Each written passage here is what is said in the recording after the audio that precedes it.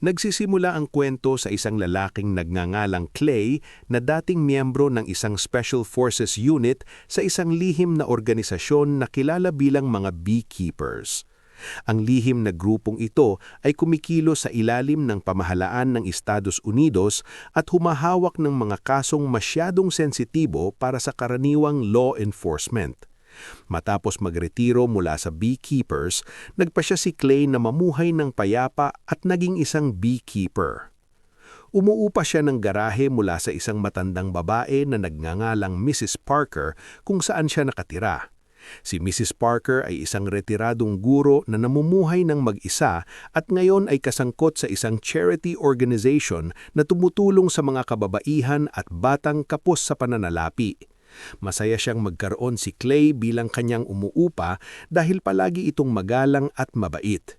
Si Clay naman ay lubos na nagpapasalamat kay Mrs. Parker sa pagpapaupa sa kanya ng garahe. Matapos ang kanyang trabaho, inimbitahan ni Mrs. Parker si Clay na maghapunan kasama niya.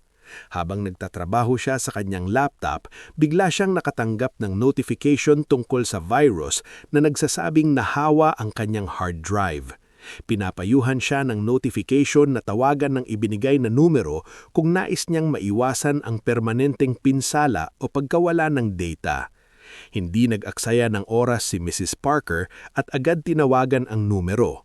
Sa kasamaang palad, ang numerong iyon ay kumonekta sa punong tanggapan ng isang kriminal na grupo na kilala sa pagpapatakbo ng phishing scams na nagpapanggap bilang antivirus company. Habang tumatawag si Mrs. Parker, matagumpay na nahack ng isang team ng hackers ang kanyang computer at nakuha ang remote control nito. Madali nilang nasubaybayan ang ilan sa kanyang mga financial transactions na ginawa sa computer. Samantala, si Mrs. Parker na walang sapat na kaalaman sa pagtanggal ng computer virus ay humingi ng tulong sa manager na si Carnett. Nalilito siya sa mga kakaibang nangyayari sa kanyang computer. Tiniyak ni Carnett sa kanya na ang lahat ng kanyang nakikita ay bahagi lamang ng proseso ng pagtanggal ng virus ng kanilang kumpanya.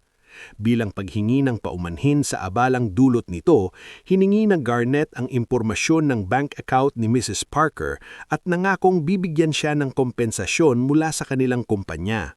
Nang walang pag-aalinlangan, ibinahagi ni Mrs. Parker ang kanyang detalye sa bangko kay Garnett at nagulat nang makatanggap siya ng $50,000 bilang kompensasyon. Gayunpaman, kalaunan ay sinabi ni Garnett na $500 lamang ang kanyang otorisadong ipadala at hiniling kay Mrs. Parker na ibalik ang sobrang pera. Hindi na nag-isip pa, inaccess ni Mrs. Parker ang kanyang bank account sa computer upang ibalik ang pera kay Garnett. Ngunit habang inilalagay niya ang kanyang password upang kumpletuhin ang transaksyon, biglang nawala ang lahat ng kanyang pera. Matagumpay na nahack ni Garnett at ng kanyang grupo ang kanyang bank account na nag-iwan kay Mrs. Parker sa tinding pagkabigla. Hindi lamang ang kanyang inipon ang nawala, kundi pati ang pondo ng charity organization na kanyang pinamamahala. Habang labis na nabibigla si Mrs. Parker sa biglaang pagnanakaw, abala si Clay sa pag-aani ng pulot at paglalagay nito sa isang garapon na balak niyang ibigay na regalo kay Mrs. Parker. Ngunit pagdating niya sa bahay nito, may naramdaman siyang kakaiba at maingat na kumuha ng kutsilyo sa kusina para proteksyon. Pagpasok ni Clay sa sala, tumambad sa kanya ang isang nakigigimbal na tanawin. Si Mrs. Parker ay pumanaw na at may nakahigang pistola sa sahig tabi niya. Sa mismong sandaling iyon, dumating sang isang FBI agent na si Verona na nakatutok ang kanyang baril kay Clay. Naniniwala si Verona na may kinalaman si Clay sa paggamatay ni Mrs. Parker na lalo pang naging komplikado dahil si Mrs. Parker pala ang kanyang ina. Walang pag-aalinlangan, tinawagan ni Verona ang lokal na pulisiya na agad dumating, nagsagawa ng masising investigasyon sa bahay ni Mrs. Parker at dinala si Clay sa istasyon ng pulisiya para sa interogasyon. Sa kabila ng matinding dalamhati niya sa pagkawala ng kanyang ina, determinado si Verona na alamin ang katotohanan sa likod ng trahedya at aktibong nakilahok siya mismo sa investigasyon. Sa pagsusuri ng pinangyarihan ng krimen, natuklasan ni Verona ang ebidensya na ang kanyang ina ay naging biktima ng isang sindikatong kriminal na kilala sa kanilang mga scam sa pangingisda na nagresulta sa pagkawala ng lahat ng ipon ng kanyang ina at pati na rin ng pondo ng charity organization na pinamamahalaan nito. Sa ikinagulat ni Verona, naging malinaw na ang pagkamatay ng kanyang ina ay hindi isang pagpatay at may patunay na si Mrs. Parker ay gumawa ng hindi inaasahan. Nagpasya ang pulisya na palayain si Clay kinabukasan. Pagbalik ni Clay sa bahay, dumating si Verona upang mag-alok ng taus-pusong paghingi ng tawad dahil sa maling pag-akusa sa kanya sa pagkamatay ni Mrs. Parker. Ibinahagi niya ang mga detalye ng pagkamatay ng kanyang ina at ibinunyag ang pagkakaroon ng isang sindikatong kriminal na nagpapanggap bilang isang antivirus company na nanloko sa kanyang ina at nagnakaw ng laman ng kanyang bank account. Isiniwalat din ni Verona na ang ilap na organisasyong ito ay matagal nang pinaghahanap ng FBI at hanggang ngayon ay nakakaiwas pa rin sa pagkakahuli. Nang malaman ito, agad na nakipag-ugnayan si Clay sa mga beekeepers at inatasan silang hanapin ang sindikatong kriminal. Determinado siyang makamit ang hustisya para sa trahedyang sinapit ni Mrs. Parker. Gamit ang lahat ng kanilang mapagkukunan at impormasyon, mabilis na nakakuha ang mga beekeepers ng datos tungkol sa UDG, ang mapanlinlang na antivirus company na pinamamahalaan ni Garnett, at ipinasa ito kay Clay. Di nagtagal, nagtungo si Clay sa headquarters ng UDG na may dalang-dalawang jerrycan na puno ng gasolina. Pinahinaan niya ang mga security personnel at pagdating sa control room, hinarap niya ang mga empleyado. Sinasadya niyang inatake ang isa sa kanila at pinilit silang mangako na hindi na nila pagsasamantalahan ng mga mahihinang individual tulad ni Mrs. Parker para sa pinansyal na pakinabang. Inutusan niya silang lisanin ng silid at pagkatapos ay binuhos ng gasolina ang lahat ng computer equipment. Nang dumating sina Garnett at ang kanyang mga tauhan upang harapin si Clay, madali niya silang natalo. Nagkabit si Clay ng bomba na sasabog kapag may tumawag sa telepono at binalaanan si Garnett na tumakas kung pinahahalagahan nito ang kanyang buhay. Ilang sandali lang, may tumawag at nagdulot ito ng napakalakas na pagsabog na sumira ng malaking bahagi ng gusali. Matapos ang mapinsalang pagsabog sa gusali ng UDG, agad na nakipag-ugnayan si Garnett sa kanyang amo na si Danforth upang ipaalam ang nakakagulat na pangyayari.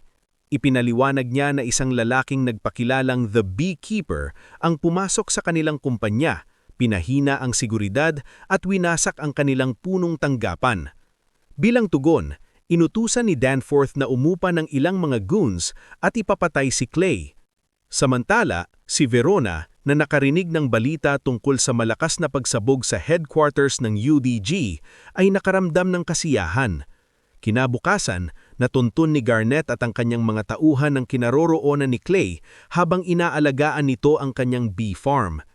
Nang umalis si Clay sa kanyang sakahan, winasak nila ang mga beehives at palihim siyang sinundan. Mukhang alam ni Clay na siya ay sinusundan at naghanda na siya para sa isang confrontation. Pagdating sa kanyang tirahan, inatake si Clay ni Garnett at ng kanyang grupo. Mulit mahusay na ipinagtanggol ni Clay ang kanyang sarili at naglunsad ng kontra-atake na nagresulta sa pagkamatay ng mga tauhan. Sinasadya niyang iligtas si Garnett, ngunit pinutol ang mga daliri nito bilang isang mahigpit na aral. Kasabay nito si Verona ay nagsasagawa ng isang interogasyon sa isang empleyado ng UDG nang makatanggap siya ng balita tungkol sa sunog sa tirahan ng kanyang ina.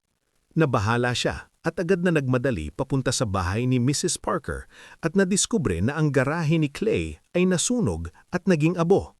Laking gulat niya nang makakita siya ng isang identification card mula sa kumpanya ng UDG sa mga gamit ng isa sa mga bangkay na narecover mula sa pinangyayarihan ng sunog. Ang tuklas na ito ay nagbunsod kay Verona na pagdudahan na si Clay ay direktang sangkot sa lahat ng insidenteng may kaugnayan sa kumpanya ng AG. Sa gitna ng mga pangyayaring ito, si Garnett na nakatakas mula sa mga kamay ni Clay ay tumawag kay Danforth upang iulat ang kabiguan ng plano ng asasinasyon at ang pagkawalan ng kanyang mga daliri. Nag-alab ang galit ni Danforth at sinimulan niyang questionin ang tunay na pagkakakilanlan ni Clay. Habang sila ay nag-uusap, biglang sumulpot si Clay at inatake si Garnett habang nasa telepono pa ito kay Danforth. Pagkatapos ay itinali ni Clay ang katawan ni Garnett gamit ang isang sinturong panghampas at ikinabit ito sa harapang bumper ng kanyang sasakyan na kanyang pinaandar. Mabilis na hinilan ng sasakyan ng katawan ni Garnett papunta sa tubig. Ang buong insidente ay narinig ni Danforth na nanatili sa linya ng telepono. Napagtanto ito ni Clay kaya kinuha niya ang cellphone ni Garnett at malamig na ipinaalam kay Danforth ang kanyang nalalapit na pagdating upang ayusin ang usapin. Samantala, sina Verona at ang kanyang partner na si Matt ay gumawa ng masinsinang pagsisikap upang makahanap ng impormasyon tungkol kay Clay sa mga databases ng gobyerno ng Estados Unidos, ngunit puro kabiguan ang kanilang naranasan. Napagpasyahan ni Verona na maaaring si Clay ay isang taong sumailalim sa espesyal na pagsasanay sa loob ng isang lihim na organisasyon ng gobyerno, isang revelasyong hindi pa nalalaman kahit ng FBI. Makalipas ang ilang sandali, nakatanggap si Verona ng impormasyon tungkol kay Garnett, isang mataas na ranggong miyembro ng UDG na natagpo ang nalunod at nakatali sa truck ni Clay. Samantala, nagpasya si Danforth na makitagkita kay Wallace, isang dating pinuno ng CIA na nayon ay namamahala sa kanyang seguridad ayon sa kahilingan ng kanyang ina na si Jessica, ang bagong talagang pangulo ng Estados Unidos. Partikular na nais ni Jessica na tiyakin ni Wallace ang kaligtasan ng kanyang anak. Marinig ang tungkol sa pagkakasangkot ni Danforth sa isang sitwasyon sa isang taong nagpapakilalang The Beekeeper, agad kumilos si Wallace.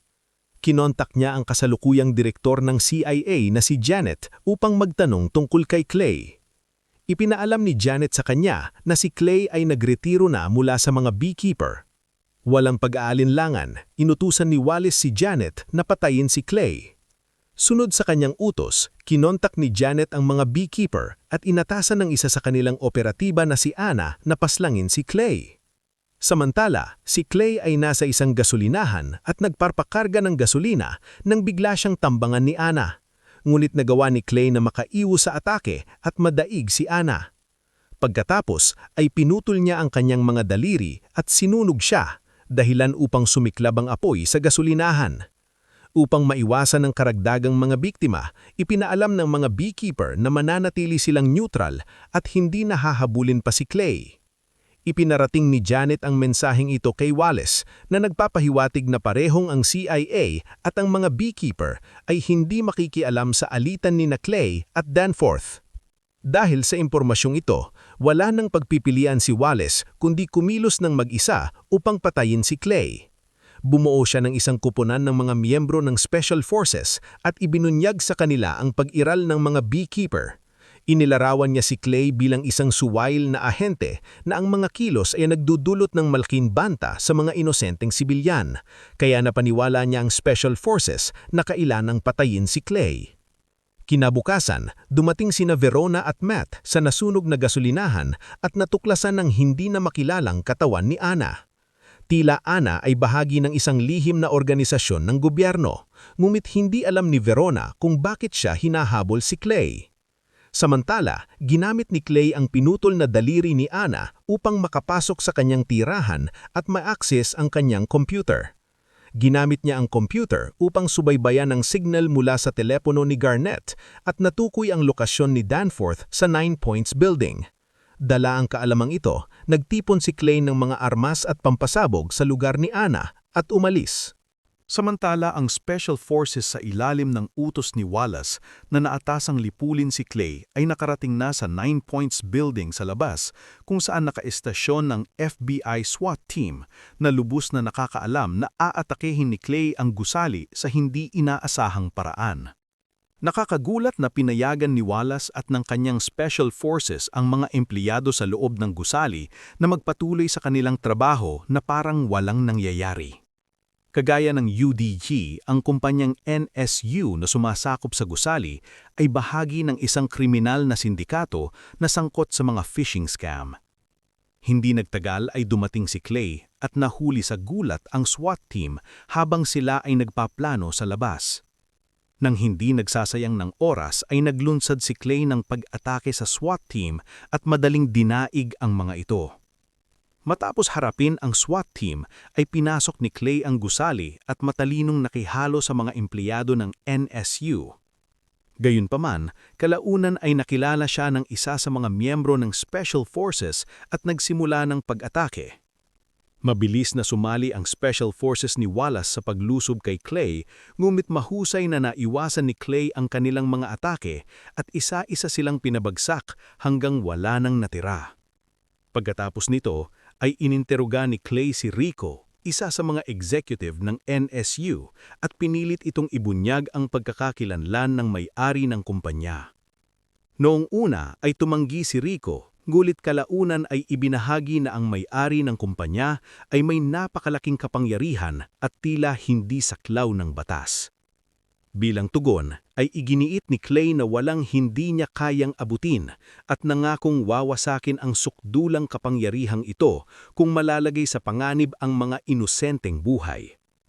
Dahil sa takot para sa kanyang buhay, ay napilitan si Rico na ibunyag ang pagkakakilanlan ng kanyang boss, subalit sa sandaling iyon ay dumating si Fauna at ang kanyang kupunan na nakatutok ang mga armas kay Clay. Mabuti na lamang at nakatakas si Clay.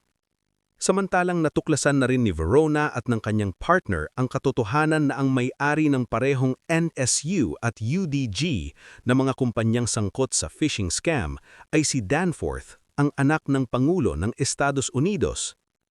Ang mga kumpanyang ito ay nasa ilalim ng Danforth Enterprises, isang kumpanyang pagmamay-ari ng pamilyang Danforth na namamahala sa software na ginagamit ng iba't ibang ahensya ng gobyerno ng US.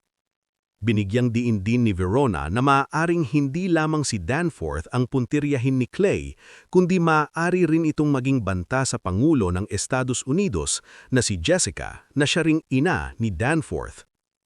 Nang malaman ito, ay muling inatasan ng Deputy Director sina Verona at Matt na hulihin si Clay habang hinigpitan naman ng SWAT team ang seguridad para sa Pangulo at sa kanyang pamilya. Kinabukasan ay sumama si Verona at ang kanyang partner sa mga ahente ng Secret Service upang magbigay ng seguridad sa Pangulo ng US at sa kanyang anak na lalaki na nagho-host ng isang charity event sa kanilang mansyon sa tabing dagat.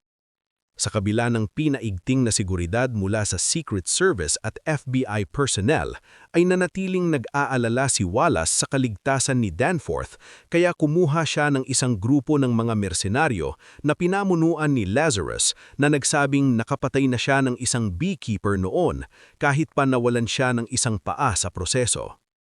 Sa kabilong banda ay matagumpay na nakapasok si Clay sa ari-arihan ng pamilyang Danforth sa pamamagitan ng pagdaan sa isang drainage channel at pagtatago sa ilalim ng isang truck. Pinahina niya ang isang miyembro ng SWAT team at nagtanim ng mga bomba sa sasakyan bago magbalatkayo. Dahil dito ay nakapasok siya sa mansyon ng hindi napaghihinalaan at nakihalo sa mga dumalo sa charity event. Samantalang nakipagkita ang PR sa Pangulo at inilatag ang lahat ng detalye, kabilang ang paggamit ni Danforth ng software mula sa Danforth Enterprises at ang paglikha ng maraming kumpanya para sa mga phishing scam. Nang malaman na ang kanilang pondo sa kampanya ay nagmula sa iligal na paraan, ay nagalit si Jessica. Kasabay nito, napagtanto ni Verona ang presensya ni Clay at inutusan ng SWAT team na hulihin siya. Naramdaman niyang napapalibutan siya at tinututukan ng baril, kaya nagpasya si Clay na lumuhod, ngulit bahagi lamang ito ng kanyang plano. Pinasabog niya ang lahat ng mga truck ng Secret Service bilang isang panlinlan. Mabilis niyang pinatumba ang mga lumaban sa kanya at sumugod papasok sa mansyon upang harapin si Danforth.